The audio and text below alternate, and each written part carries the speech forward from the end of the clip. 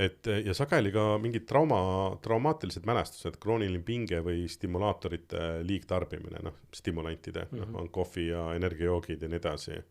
Siis obsessive compulsive häire, neid inimesi käis ka, et sa teed midagi järjest kogu aeg. Ja väga paljude puhul ikkagi see obsessive compulsive on ikkagi sundmõtted, ketrad kogu aeg ühte asju. Ja nagu me neuroteadusest täna teame, 75% su mõtted on niikuinii negatiivsed iga päev.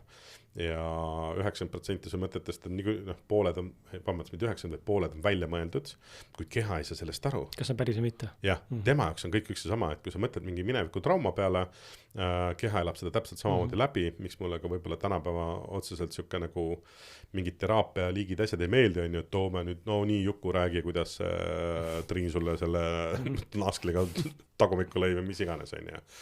Et aga jah, selles suhtes, et see obsessive compulsive on ka suht nii-öelda levinud.